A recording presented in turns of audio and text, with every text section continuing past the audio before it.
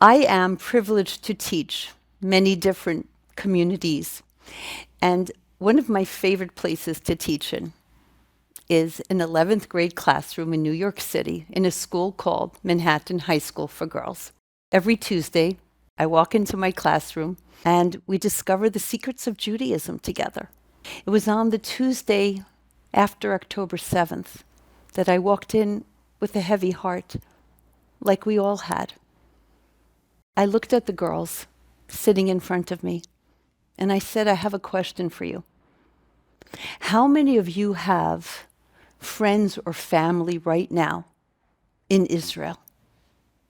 Every hand shot up. Everybody had somebody in Israel. And remember, those days were very raw. People were trying to even come back to travel. We didn't even know the full extent of what had happened, but we knew something really terrible had happened. I asked then another question. How many of you have friends or family that are right now part of the IDF?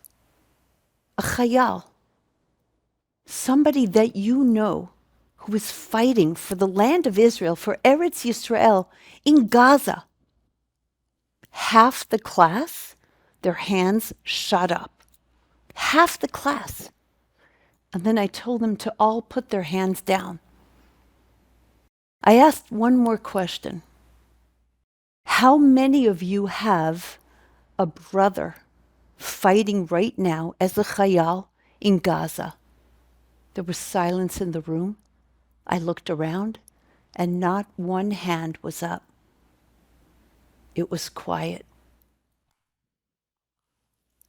Every single hand should be up, I said. Every single hand should be up. That's my brother. That's your brother. It's not us and them. We are family. That's my brother. Every single one of us should have a name of a chayal, of a soldier who is out now fighting, risking his life. It's not just for him. It's not just for them. It's for us all. I don't know my chayal, but his name is Moshe Tzvi ben Chaya Rivka.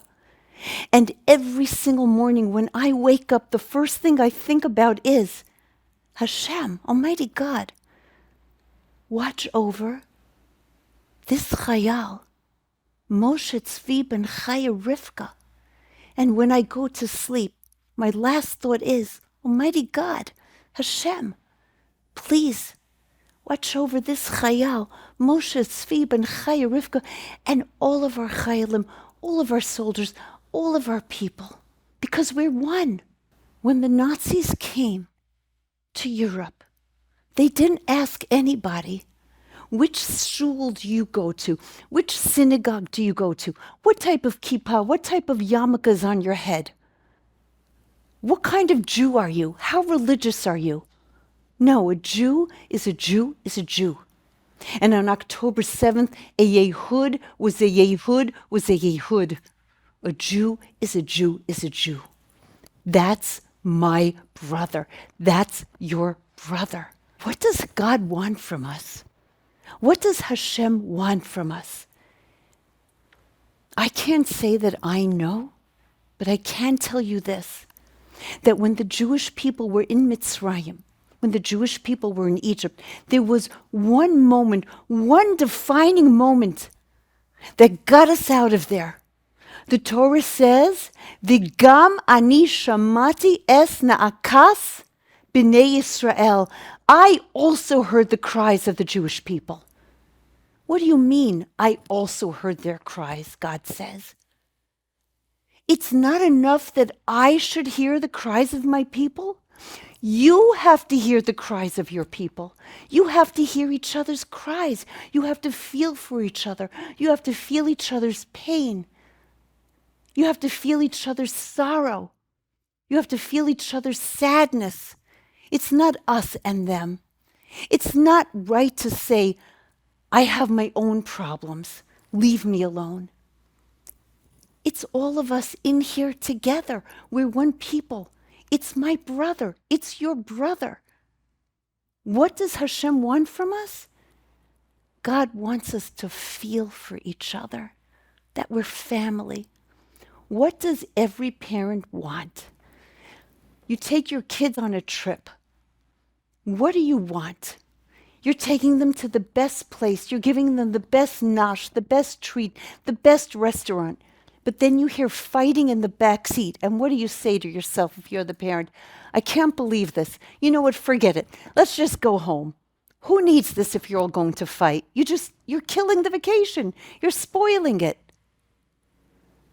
When we talk against each other, when we judge each other, when we slander each other, when we gossip each other, what does Hashem say?